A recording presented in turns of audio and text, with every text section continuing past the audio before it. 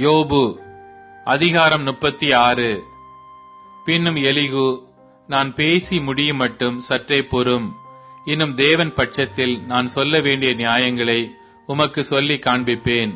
நான் தூரத்திலிருந்து என் ஞானத்தை கொண்டு வந்து என்னை உண்டாக்கினவருடைய நீதியை விளங்க பண்ணுவேன். மெய்யாகவே என் வார்த்தைகள் பொய்யற்றிருக்கும். உம்மோடே பேசுகிறவன் அறிவில் தேறினவன். இதோ தேவன் மகத்துவம் உள்ளவர். அவர் ஒருவரையும் புறக்கணியார். மன உருக்கத்திலும் அவர் மகத்துவம் உள்ளவர். அவர் துன்மார்க்கரை பிழைக்க ஒட்டாதிருக்கிறார். சிறுமையானவர்களின் நியாயத்தை விசாரிக்கிறார். அவர் தம்முடைய கண்களை நீதிமான்களை விட்டு விலக்காமல் அவர்களை ராஜாக்களோட கூட சிங்காசனத்தில் ஏறவும் உயர்ந்த ஸ்தலத்தில் என்றைக்கும் உட்கார்ந்திருக்கவும் செய்கிறார்.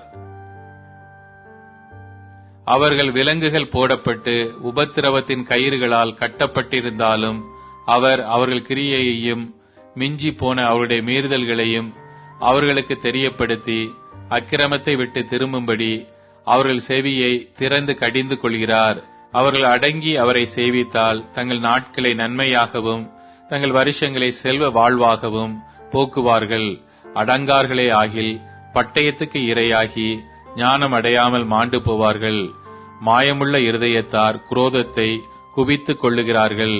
அவர்களை அவர் கட்டி வைக்கும்போது கெஞ்சி கூப்பிடுவார்கள். அவர்கள் வால வயதிலே மாண்டு போவார்கள். இலச்சையானவர்களுக்குள்ளே அவர்கள் பிராணன் முடியும். சிறுமைப்பட்டவர்களை அவர் சிறுமைக்கு நீங்களாக்கி அவர்கள் ஒடுக்கப்பட்டிருக்கையில் அவர்கள் செவியை திறக்கிறார்.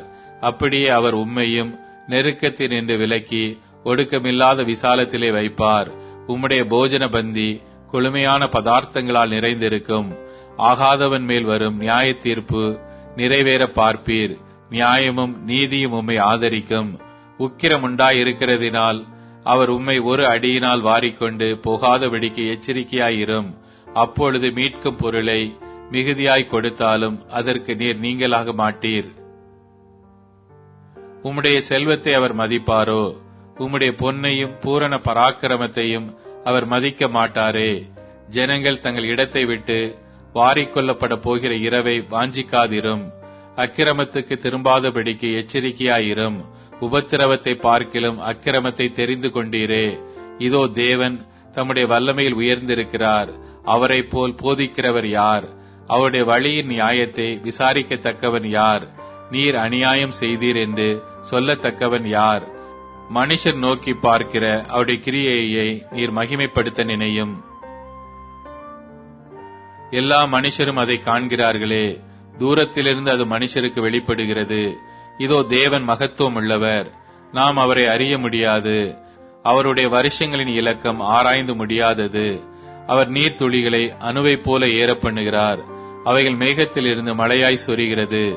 அதை மேகங்கள் பெய்து மனுஷர் மேல் மிகுதியாய் பொழிகிறது. மேகங்களின் பரவுதலையும் அவருடைய கூடாரத்திலிருந்து எழும்பும் குமுறல்களையும் அறிய முடியுமோ?